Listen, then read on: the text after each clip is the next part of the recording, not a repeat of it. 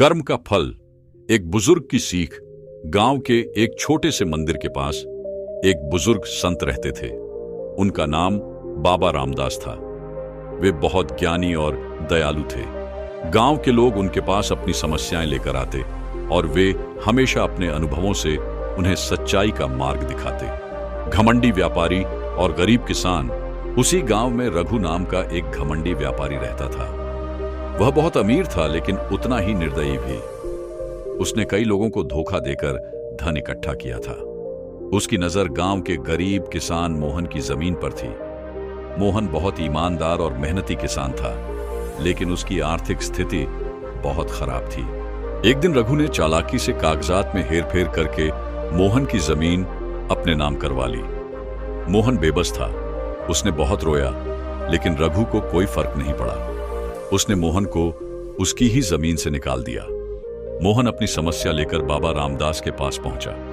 बाबा ने शांतिपूर्वक उसकी बात सुनी और कहा, बेटा चिंता मत कर, कर्म का चक्र हमेशा घूमता रहता है। जो जैसा करेगा वैसा ही भरेगा। धैर्य रखो, न्याय जरूर मिलेगा। रघु को जब यह बात पता चली तो वह हंसा और बोला, बाबा, अगर कर्म का फल मिलता तो मैं आज इतना अमीर नहीं होता और मोहन इतना गरीब नहीं होता। बाबा रामदास मुस्कुराए और बोले, बेटा, कर्म का फल तुरंत नहीं मिलता, लेकिन जब आता है तो बहुत शक्तिशाली होता है। समय ही इसका निर्णय करता है। कर्म का चक्र घूमता है, समय बीतता गया।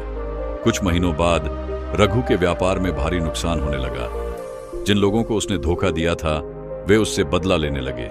एक दिन आग लगने से उसका पूरा गोदाम जलकर राख हो गया। उसकी हालत खराब हो गई और उसके सभी साथी उसे छोड़कर चले गए। उधर मोहन ने कड़ी मेहनत से अपनी नई जमीन पर खेती की और उसका भाग्य बदलने लगा। उसकी फसलें अच्छी हुईं और उसे धीरे धीरे सफलता मिलने लगी। गांव के लोग भी उसकी ईमानदारी की तारीफ करने लगे। एक दिन रघु बाबा रामदास के पास पहुंचा। वह अब गरीब और असहाय था। उसकी आंखों में आंसू थे। उसने बाबा से पूछा, बाबा, क्या यह सब मेरे कर्मों का फल है? बाबा ने प्यार से उसके सिर पर हाथ रखा और कहा, हाँ बेटा, यही कर्म का नियम है। जो जैसा करेगा वैसा ही भरेगा।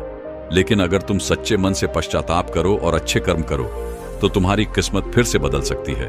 नई शुरुआत। रघु ने अपनी गलती मानी और मोहन से माफी मांगी। उसने उसकी जमीन लौटा दी और खुद भी मेहनत से नया जीवन शुरू किया।